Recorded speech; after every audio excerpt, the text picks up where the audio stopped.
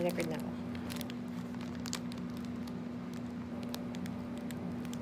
Record ka na? Naka-record na ako. Record na yun. Kailangan may ano. Hindi. Yung nirecord mo na walang, ano? Hindi, I mean, kasi kailangan ko siyang pantayin eh. Kailangan may starting chuchu. Oo. Okay. Pera. 1, 2, appear. Ang kahit anong podcast. Maligayang pagbabalik sa aming podcast. Hey. Change venue. Medyo formal. Kung dati sobrang walang kapormal.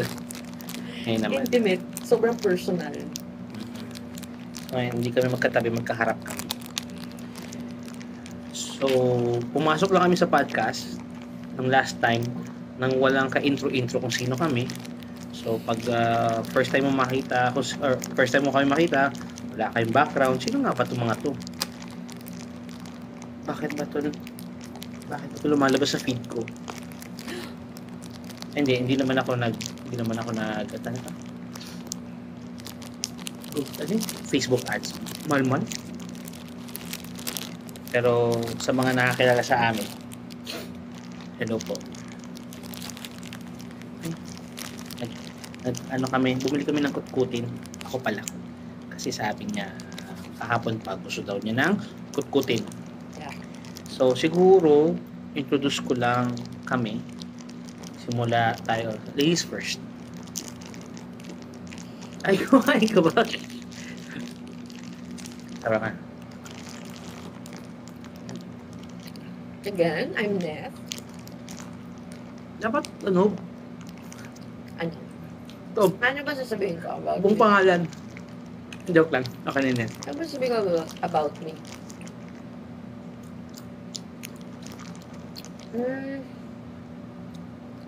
Maraming edit to. Maraming cut-cut to. Bakit? Kakat-cut mo to. Kasi patay oras. Ano ba? Bakit ito ikakat-kat-kat? Trabaho pa yun. Hindi. Sumahin mo lang. Sino ka? Ako ay... Ikaw na lang. So, siya si Net. Ikaw na mag-introduce mo sa sarili mo. Ito si Net. Yan. Ito mo. Ako si Tej. Actually, ang buong pangalan ko, mahaba. So, pwede ng TJ. And Tej, sa mga nakakilala sa akin. And, ano kami? Kinasal kami. Yes, kinasal noong October 28, 2013. Ang naalala ko lang, dati hindi ko memorize yung date eh. Ang memorize ko lang, barangay election.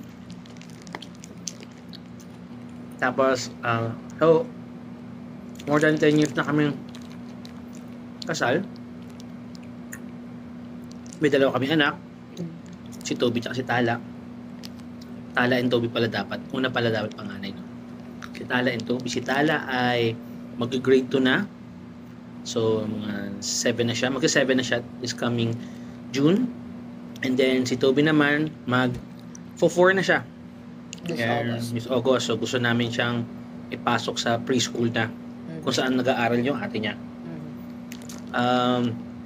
Pareho kami involved sa Christian education. Specifically sa School of Tomorrow Philippines. Hindi ito endorsed, pero i-endorse pa rin namin. Kasi we are a believer of the system. Ano pa ba? Pareho kami lumaki sa Christian Church. Ako ay ano ba?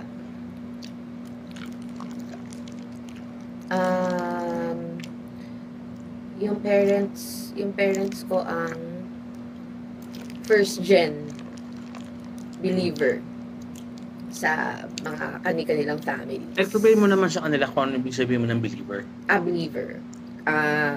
Christian. Nag-accept kay Jesus as Lord and Savior. Ano ba? Born again. Born again. Mhm. Sa ibang mga tao, medyo isip niya, evangelical, pwede yan. Mhm. Yan, Christian, born again Christian, Baptist. Baptist, yeah. Baptist. Yun, bali, ang nanay ko ay produkto ng evangelical na, hindi, evangelical ba tawag doon? Produkto ng mga churches na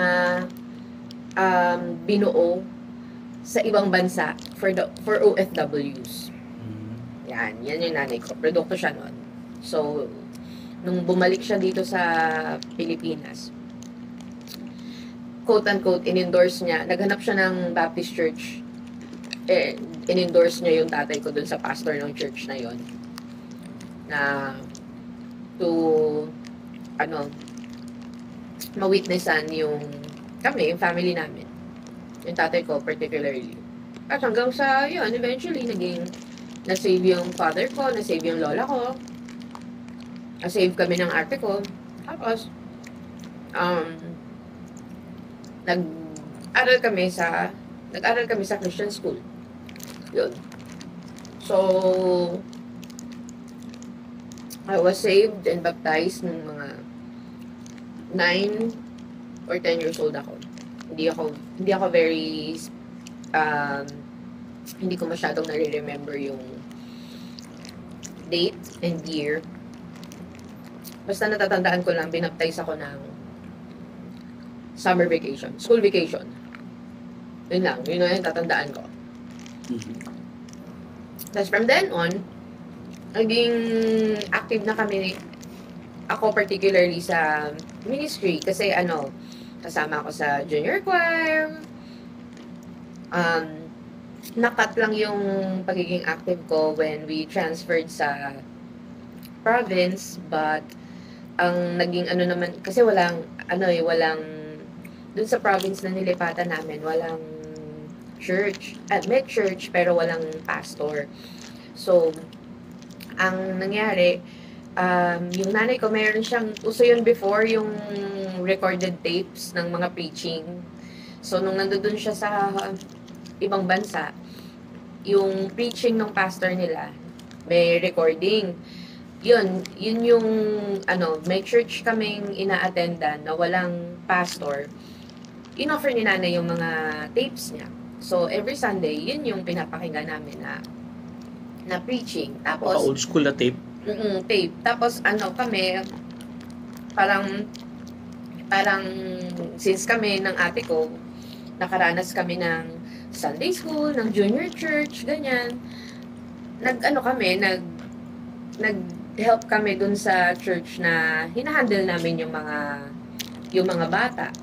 Kasi sobrang liit lang ng church, parang wala pang 50 yung members. Parang Saan yan? Sa Antique? Sa Antique, parang mga 20 lang. Kasi nga, wala nga silang pastor, ganyan. Tapos wala silang specific na naka-assign for Sunday school, ganyan. So yun, namin ni ate. Parang kami yung mga, kanina na 11 or 12 years old. Yun, kami nila ate. Tapos yung iba pang mga teens dun sa church. Siguro parang mga dalawa sila. Yun, kami yung nag-handle. Isang buong klase, lahat na ng ages. Hindi mo kayo magkakamag-anak po sa church na yun? Hindi. Taga-ibang barangay sila. Actually, sa may bayan yung church. So, dadayo pa kami sa bayan. Yun. So kayo? Second generation na ikaw? Kayo nila ate? Kami nila ate. Tapos, pagbalik namin dito, ayun din ulit. Ministry pa rin sa praise team, sa mga school, church plays, ganyan. Ganun pa rin. Ministry pa rin. Yun. So, ever since, yun. More of, ang involvement ko is sa church? Sa music ministry ng simbahan. Yun. So, kung sila net ay second generation, kami naman, ako, tsaka yung mga kapatid ko, tatlo kami magkakapatid. Kami? third generation na kami. Kasi yung lolo ko, sa side ng tatay ko, yung lolo at lola ko, yung grandparents ko sa side ng tatay ko, ano sila, bunga na sila ng ministry ng Bethany Baptist Church sa Makati. And I think Bethany or sa Santa Mesa, basta yan. And then yung side naman ng mom ko, yung lolo at lola ko doon, mga ano sila, Seventh-day Adventist sa Bicol. So yun, kaya na-pass down yung, actually hindi naman na-inherit ang Christianity, pero napaliwanag sa amin, sa parents ko and din sa amin, kahit yung mga tito ko, mga kapatid daddy, and yung mga ganoon din yung mga kapatid ni mami, lahat sila nakapakinig din ng gospel, and most of them are saved because they are professing Christians. Ganoon din kami, magkakapatid. So ganoon din, laki din sa church. Actually yung dad ko was a preacher sa isang restricted access nation. Maybe it's a different maybe pwedeng i-discussion sa iba pang podcast. Ayun. So yun, church din kami lumaki. Ano din sa ministry, laki din sa ministry, involved sa mga ministry sa church, pero mostly din sa music ministry. Actually doon kami naging close ni Net sa music ministry, kasi nagkaroon ng play sa church, sa same church kung saan kami nag-a-attend. Tapos anong pangalan ng play na yun? Not a Creature Was Staring. So ano yun? Christmas play. Musical. Christmas musical. So siya yung daga, ako yung pusa. So napakalaki kong pusa, pero ako si Grandpa Tom, siya si Mama Mouse. Maganda yung yung play. Nag-ano pa kami, maniwala kayo sa hindi, nag-mall tour pa tayo. Oo. Sa bago pa tinibag ang Metropolis, hindi na pala Metropolis, kumukulog na. Ano yun? Star Mall, Alabang. Yan, nag-ano kami dyan. Mas sikat pa yung Star Mall, hindi, yung Metropolis noon kaysa sa festival mo. Oo, noon. Maganda kasi yung ano naman kasi, pangat lang kasi yung ng Metropolis dahil di ba yung mga kwento. Kasi di ba dating yan? Dating cemetery. O di ba? So mga di nakakaalam, yung Star Mall Alabang, yung Metropolis, kung tinayo yan, ilungkat daw yung mga dyan, di ba? Nilipat yung mga bangkay. Yung mga buto. Pero hindi daw nalipat lahat. Kaya pag daw dyan, kapag kapag last full show, marami daw nanonood, pero pag nag-on ng ilaw, parang ilan lang kayo. Woo! Kaya yun. So yun, naglibot-libot, nag-tour, hanggang sa we saw the value of ministry. And now, we are now members of GCF South Metro. GCF South Metro sa Maydang Hari. We attended there. Siguro nag-attend din tayo 2018, pero 2019 tayo nag-decide na lumipat, mga end of 2019. And then nag-membership class kami doon. Nakakatawa kasi after our membership class, the next Sunday, pandemic na. No? Bawal na mag-gather. Nag-announce na. Kami nabitin kami sa fellowship. Pero God's good. Balik na naman kami. And now we are slowly kumbaga tinatry na namin yung namin sa ministry ulit. Kasi tagal-tagal din kami hindi nakapag-minister. Pero hindi nakapag-ministry sa church. Siyempre, we make it a point to minister to someone. Pero iba pa rin yung church involvement. Church involvement, tama. Ministry sa church level. Kung sa amin kaya dadalhin ng Lord. Yeah. Basically, yun yung ano namin. Background namin. So, heavily, kami sa Christian faith namin. Sa belief system namin. Like what I've said earlier. Earlier. On the previews, Sorry, first time mag-podcast. So yun, sa previous na And I also mentioned, di ba, na we are involved in Christian education. Actually, dito kami nagtatrabaho. Yes. Currently, break time namin. So, nag-podcast kami habang break. Christian education. Oh. If you're familiar with offices. Sa akin kasi makikita mo, Ayan, scoring station. Taas ang kamay ng mga AC students. Mga AC students yan. Kasi, ako naging AC student ako, pero 2 years lang. Hanggang level 2 lang ako. Kasi nga, nag-abroad yung dad ko, sinama kaming pamilya, wala namang AC doon sa lugar na yan. Doon din yata si Net, di ba? Ano ka rin? ABCs. Mula ABCs. Mula ABCs hanggang? Level 5. Level 5. Tapos lumipat kayo ng Antique. Pero pag lipat ko ng tama. Level 5. Kasi level 6 ako pinilace. So, Wala akong academic. Sabi ko sana wala akong academic balance. Hindi pala yung topic natin. Ang mga kaalam lang doon yung mga nasa ACE. Pero, we would like to share also our involvement with ACE, with School of Tomorrow. Kasi kahit pa paano, we're passionate about it. Kasi kung hindi kami passionate about Christian education or School of Tomorrow, hindi namin papasok yung anak namin sa ACE. Yes.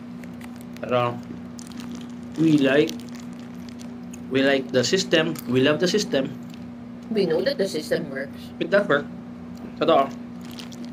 Sa mga gusto makalam, hindi na mahintay yung mga na-i-discussion sa susunod na, you can pwede may PM si Net. Ako? Ako ba? PM niya ako. Si Net kasi, ako ang involvement ko ngayon sa School of Tomorrow. Actually, nag-start ako sa School of Tomorrow Philippines 2002. Sorry. Na-mix up na. 2002. College level ako nun. Tapos nag-stop ako sa college kasi because of financial problems. So naghanap ako ng work. Tapos yung pastor ko dati, si Pastor Hugo, sabi niya, why don't you work in School of Tomorrow? Ako naman, why not? Ayan. Clerical dati yung ano. And now, God has blessed me to be part of the School Services Department, where we handle schools. We have ilang schools, 400 schools, 390 dito sa Pilipinas, 10 sa Cambodia. Yeah. Yun ang involvement ko. Parang customer service,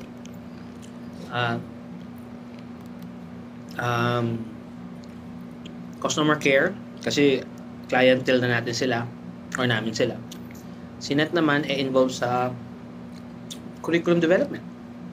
National curriculum. National curriculum. Yun. So that's basically it. Ano pa? Sa family,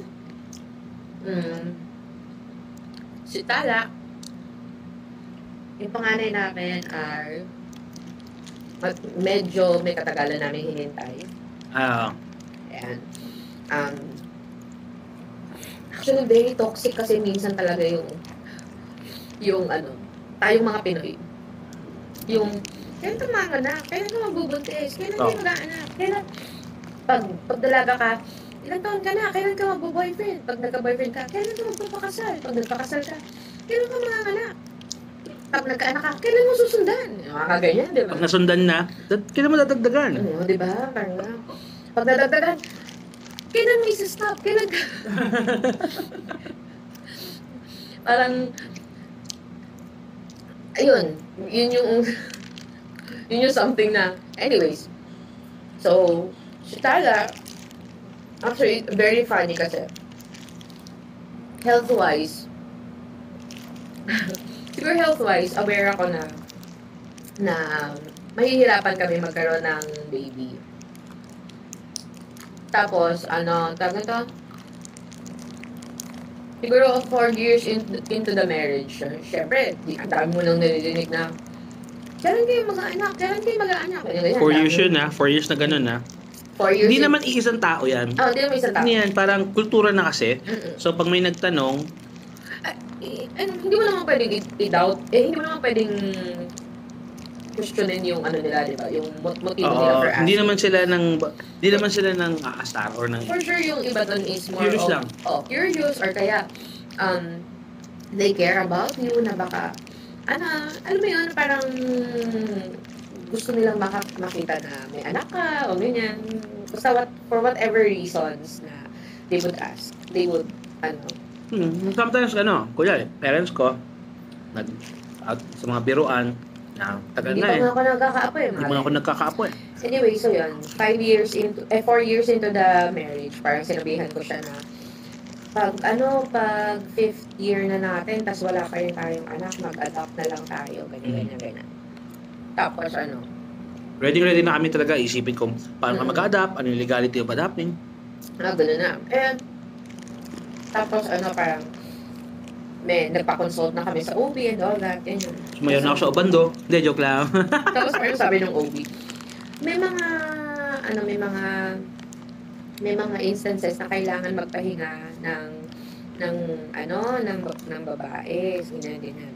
Kasi yung mere traveling daw would cause stress. So yun, parang eventually nag-decide kami na stop working na lang muna, mag-resign na, ganyan. Parang mag-focus na lang sa na magkaroon kami ng anak. Tapos yun, nung nag-resign ako 2016, end of 2016, yun, nabuntis na ako. So, na-answer na nila yung prayer namin. Hindi umabot ng 5th year. Okay lang talaga ako. Kasi pag yung paulit-ulit talaga yung, kailan kayo mag-aanak? Effective kasi yun. Sa babae na Pressure. sobrang may wrong na ba sa akin na walang nabubuo. Anyways, yun. Minsan nga ako, pinipigil ako sarili kahit biro. Minsan kasi may mga kilala kami na medyo close na kami. Kasasabihan ko ng ganon. Naisip ko na, siguro naisip din nila yun na parang, siguro, in a way, nakaka-pressure din para sa kanila. Kahit yung kahit hindi anak, kunyari. Boyfriend. Kunyari, kapatid ko. For all you know, Shout out sa kapatid in the ko. confines of that person's brain, di ba? Meron ng struggle na ongoing na kailan ba ako magkaka-boyfriend? Ayun nga, hindi kami umabot ng 5th year. Nakatawa nga Nalaman namin na buntis siya nung bumalik kami sa isang pinaka-stressful na trip.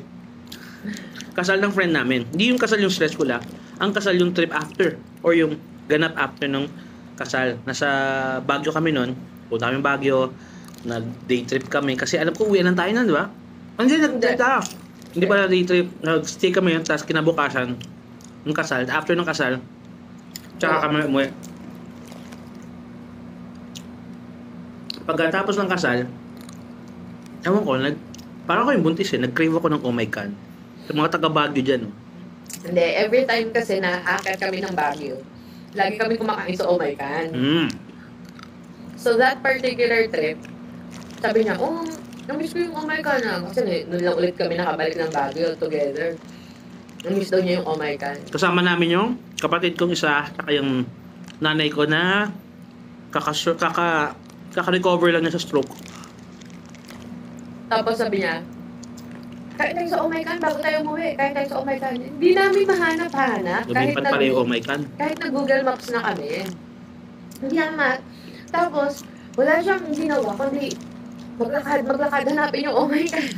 Ano yung nilakad namin? Layo ng mga nilakad namin.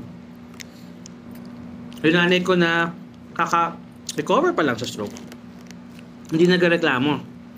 Kasi, ano yun spoiled kasi ako doon kasi ako baby boy niya. So, anong nangyari, hindi siya nagreklamo. Kasi sinasabihan ko na siya, sabi ko, Isipin mo naman yung si Mami, ganyan. Nag-ano na kami, dalawa ng kapatid niya. Nag-uusap na kami. Ano ba naman na yun si DJ? Isipin naman sa akin. Tapos hanggang sa Wala akong baka. nag-settle na siya sa Kuya Jace. Kumain kami sa Kuya Jace. Tapos hanggang sa sumakay na kami ng bus, pauwi. Pagkakay namin ng bus, ayun yung oh my God. Nakita namin. Nag-wave na lang kami. Bye-bye. So yun, anyways, buntis na pala ako nun. Kasi, nag-PT ka, no? Pagating? Hindi, kasi matagal pa yun kasi sumasakit yung ko, puson ko and all that.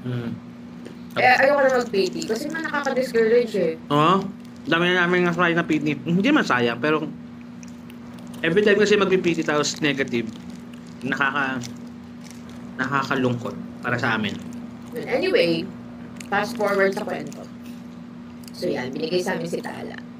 Pangalan ni Tala ay Tala ni Raya. Ni Raya is whose light is the Lord. So yung name ni Tala, ang ibig sabihin ay bright star siya whose light is the Lord. Si Toby naman, hindi namin plinan, Pilan. pero hindi naman siya unwanted. Ano lang talaga, ang plano namin is kapag Later part pa ng pag nakatapos na si Tala ng ABCs or kaya pag nasa susunod na namin siya. Medyo napaga lang. Napaaga lang si Kasi inisip namin, kasi nung hindi kami nakakabuo. Inisip namin na parang ganun lang din. Baka mahirapan din after. Pero hindi pala. So, iba din ang plano ni Lord. dumating si Toby nung kasagsagan ng pandemya.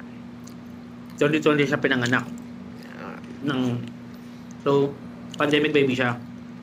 And, ba talaga pag pandemic baby? So, pinangalan namin siyang Tobaya Nicola. Tobaya, meaning? God is good, Nicola, victor of the people. Victor of the people. So, kasi we believe na dahil good si God, binibigay niya sa tao yung victory. He will cause things to be victorious para kay Toby. We are praying for that. Actually, na-prove naman ni God yun. Doon pa lang sa kay Toby kasi isipin mo, pandemic, grabe yung gastos nun. Kasi nung pandemic, pag na-hospitalize ka, may PPE, pati PPE, bayaran mo, ganyan-ganyan. Parang dumoble yung pina-prepare sa amin na amount na for childbirth. Parang 250? 250K? 350. Parang mga ganun kasi bawat pasok ng medical personnel may PPE sila, babayaran mo yun. Ang binayaran ko kay Tala noon, pre-pandemic, 100 something. Basta hindi umabot ng 120. 110 yata, parang ganon. Yun yung actually nag-prepare ako ng 100, tapos yung 10 parang out of the goodness of people. But through Nabuo God's namin. pero through yung kay Toby, through God's graciousness And omniscience and sovereignty. Oo. 80 something. Mas mababa pa yung binayaran namin. Kasi nag-prepare kami ng 350 para dun sa isang hospital na malapit sa amin. Na malaking hospital. Medyo mahal siya. Tapos biglang nagsara yung... Nagkaroon sila ng COVID case. So they had to shut down. Sa OR mismo. They had to close the hospital for quarantine. Hindi naman hospital. The delivery room in the OR. ER Kasi area. yung anesthesiologist nila, Ang nag-positive. ang nag-positive. Kaya isa lang anesthesiologist ng OR, pati sa delivery room. So, yung OB ko Naghanap had to ng look for a hospital kung saan siya pwede mag-perform ng operation, ng delivery. Pagka nakita kami, actually yung sa preparation namin na sa ni Toby, sa panganak ni Ned para kay Toby, binenta ko yung sakyan. Ganong level. Yung sasakyan na pinakamamahal ko, tawag ko si Cardo. Kasi kahit anong mangyari, hindi siya namamatay. Ganong level. Nagbenta kami ng sasakyan, ganyan. Tapos, yung na-prepare ko palang 100K pa lang kasi na-prepare ko eh. So, hindi ko na alam kung saan ko kukunin yung iba. Kasi pandemya din yun. Ano siya? 85, no? 82. Ah. Mas mababa pa doon kay Tala. So, yun. Yung iba, napunta sa diaper. Doon pa lang, victorious na kami kasi God made it, Although, sumama yung loob ko. Kasi sabi ko, binenta ko pa si Cardo, kahit ibang pala. Okay lang. At least. So yan, that's the story of our 2 kids. Yun. That's us. That's our family. And we have more stories to tell. Stories na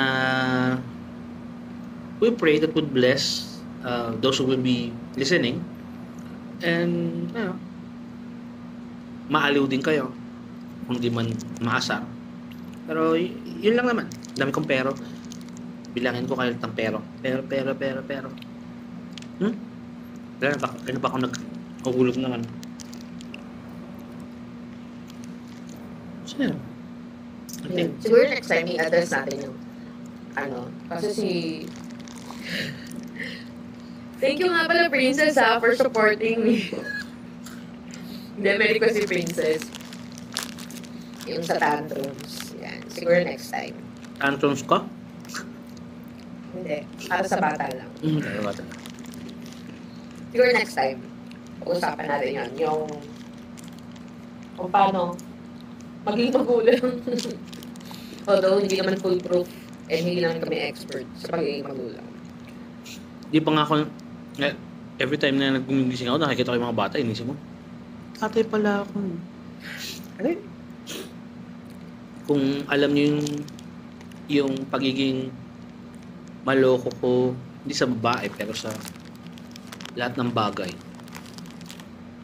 Maloko ko in a sense na inaani ko na sa bunso ko anak. Malikot, sutil, mapang-asar. Pag naisip ko na ganun ako dati, ganun ako sa mga kapatid ko. Mabait kasi ako ng bata. Hindi naman ako kontra doon. Mabait naman talaga si Ned. Mapagmata lang.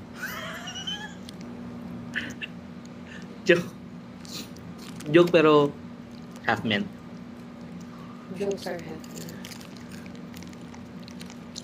Ilang? Yeah. Hindi ko na ba i-redeem? Ay, Sinabi ko mapagmata ka. it's okay. Na-establish naman natin, hindi ako perfect eh. Wala naman sa amin perfect. Marami kaming baggages. Hindi naman namin unload dito. This is not the place to unload stuff like that. We just want to tell your story, and hopefully the next time